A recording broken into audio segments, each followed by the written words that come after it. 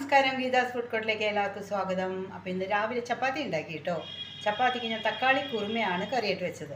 തക്കാളി കുറുമ എന്ന് പറയുമ്പോൾ വെറും സിമ്പിൾ കേട്ടോ. കുക്കറിലാണ് വെച്ചത്. ഒരേ ഒരു വിസിൽ മതിയാവും. എല്ലാം കൂടി വഴറ്റിയിട്ട് കുക്കറിൽ വെച്ച് കഴിഞ്ഞാൽ കറി റെഡിയാവും. അതൊക്കെ സ്റ്റീമൊക്കെ പോയി വരുമ്പോഴേക്കും നമ്മൾ ചപ്പാത്തി ഉണ്ടാക്കി കഴിഞ്ഞാൽ നമ്മുടെ ചപ്പാത്തി കറി റെഡി ആയി കഴിഞ്ഞു. അപ്പോൾ വേറെ പച്ചക്കറിയൊന്നും ഇല്ലെങ്കിൽ 2 തക്കാളി ഒരു സവാള ഉണ്ടെങ്കിൽ നമുക്ക് കുറുമ ഉണ്ടാക്കാം. വെറും സിമ്പിളല്ലേ. അപ്പോൾ ഒന്ന് കണ്ടു നോക്കിയാലോ. ആദ്യം അരപ്പ് തയ്യാറാക്കാം കേട്ടോ. കുറച്ച് നാളികേരം, പെരിഞ്ചീരകം, പോപ്പി സീഡ് ഇത്രയും ചേർത്ത് നന്നായിട്ട് നൈസായിട്ട് അരച്ചെടുക്കാം. അപ്പോൾ അതൊരു വേറൊരു പാത്രത്തിലേക്ക് മാറ്റി വെച്ച് കഴിഞ്ഞു. ഇനി കുക്കറിൽ ഓയിൽ ചൂടായ ശേഷം സ്പൈസസ് ഒക്കെ ചേർത്ത് വറുക്കാം. അതിലേക്ക് വെളുത്തുള്ളി, ഇഞ്ചി, പച്ചമുളക്, പിന്നെ സവാള, കറിവേപ്പില എല്ലാം കൂടി ചേർത്ത് നന്നായിട്ട് ഏകദേശം ഒരു ബ്രൗൺ കളർ ആകുന്നത് വരെ നന്നായിട്ട് വഴറ്റി കൊടുക്കാം.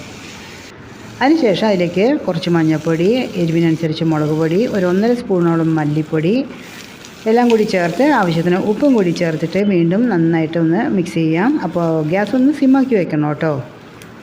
ഇനി ഒരു 4 തക്കാളി ഞാനിവിടെ കട്ട് ചെയ്ത് വെച്ചിട്ടുണ്ട്. ആ 4 തക്കാളിയും കൂടി അതിലേക്ക് ചേർക്കുകയാണ്. ഇനി എല്ലാം കൂടി നന്നായിട്ട് മിക്സ് ചെയ്യാം. ഇനി നമുക്കിതിലേക്ക് അരപ്പും കൂടി ചേർക്കാം.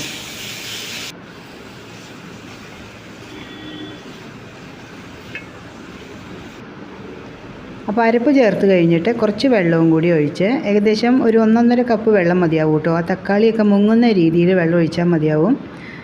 അത് ഗ്രേവി കൂടുതൽ വേണമെന്നുണ്ടെങ്കിൽ കൂടുതൽ ഒഴിക്കാം കേട്ടോ. അപ്പോൾ ഞാൻ ഇത്രയേ ഒഴിക്കണുള്ളൂ. ഇനി അത് നന്നായിട്ടൊന്ന് മിക്സ് ചെയ്ത് കുക്കർ അടച്ച് ഒരു വിസിൽ വരുന്നത് വരെ മീഡിയം ഫ്ലെയിമിൽ നമുക്കൊന്ന് വേവിച്ചെടുക്കാം.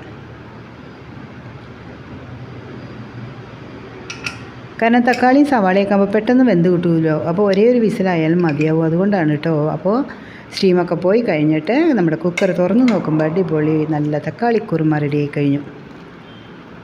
ഇനി ഇത് വേറൊരു ബൗളിലേക്ക് മാറ്റി കൊടുത്തിട്ട് കുറച്ച് മല്ലിയിലയും കൂടി ഇട്ട് കൊടുക്കാം.